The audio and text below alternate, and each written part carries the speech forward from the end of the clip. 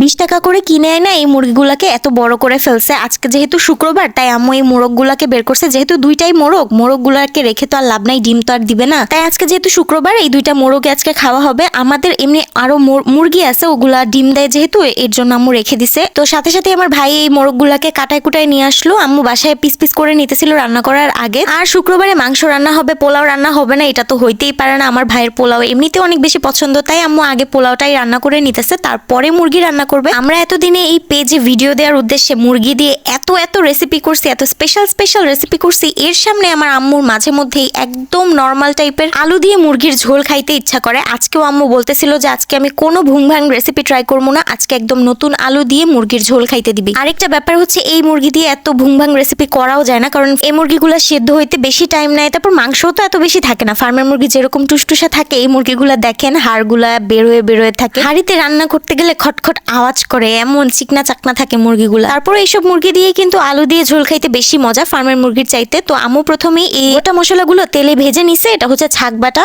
মুরগি রান্নার সময় আম্মু প্রায় সময় এই মশলাটা তৈরি করে। আনাম, জিরা, দারচিনি, এলাচি, লং, তারপর পেঁয়াজ এগুলো ভেজে নেয়, তারপর বেটে নিতে হয়। আর এই ছাক বাটাটা ভেজে তুলে নিয়ে আম্মু বেটে নিবে। আর এর মধ্যে তেলের মধ্যে দিয়ে দিল অনেক বেশি করে পেঁয়াজ, তারপরে গরম মশলা, এগুলো ভেজে নিয়ে দিয়ে দিল মাংসটা ধুয়ে রাখছিল আগে থেকেই। আমাদের মুরগিটা ওজনে কিন্তু ভালোই হয়েছিল, কিন্তু কাটার পরে এত কম মাংস হয়েছে, দেখতেই পারতেছেন কিরকম হাড় টাইপের মাংসগুলো দেখা যাচ্ছে। খালি মাংসগুলো রান্না করতে গেলে কম পড়তো, তো তাই আম্মু পা গুলাও নিয়ে নিছে আর কি, মানে পাখনা পা এগুলো নিয়ে নিছে যাতে একটু বেশি করে তরকারি রান্না করা যায়। তো আম্মু তারপরে সব মশলা দিয়ে দিল। আর আজকে যেহেতু কোনো অন্য রকমের রেসিপি ট্রাই করতেছে না, মানে অন্যভাবে কোনো কিছু রান্না করবে না, একদম নর্মাল আমরা যেভাবে নতুন আলু দিয়ে মুরগির মাংসের ঝোল খাই ওই রকম করেই রান্না করতেছে, তাই আম্মুর টেনশনটা একটু কম। আর নাইলে আপনারা যতবারই অন্যরকম নিউ কোনো রেসিপি দেখেন, যেমন পাকিস্তানি চিকেন একবার রান্না করছিল, তারপরে চিলি চিকেন রান্না করলে আম্মুর অনেক বেশি টেনশন লাগে যে কখন সেদ্ধ হবে, কখন কি দিতে হবে। কিন্তু বিশ্বাস করেন আমাদের ভিডিওতে দেখানোর জন্য যতবার রেসিপি ট্রাই করছি, প্রত্যেকটা রেসিপি অনবদ্য স্বাদ হয়েছে, এত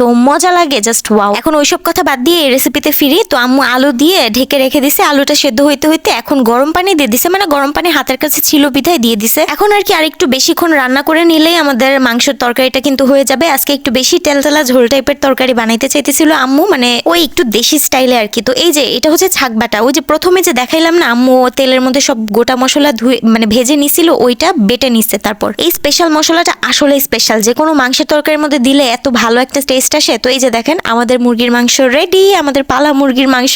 অনেকেই দেখি বলে বুঝছেন যে ইস কেমন নির্দয়, নিজের পালা মুরগি মায়াও লাগে না খাইতে। আরে ভাই পালি তো খাওয়ার জন্য, নাহলে এত কষ্ট করে মুরগি পাইলা কি চায় দেখবো এমনি সাজায় রেখা দিব? মানে খারাপ ভাবে বলতেছি না, নিজের পালা জিনিস খাইতে এত প্রবলেম কিসের, তাই না? আপনি যদি খেতে না পারেন খাবেন না, কিন্তু মানুষের বলা তো ঠিক না। তো ভাই এই ছিল আমাদের আজকের খাওয়া দাওয়া, অনেক স্পেশাল খাওয়া দাওয়া হবে আজকে। তো এখন আমি চললাম।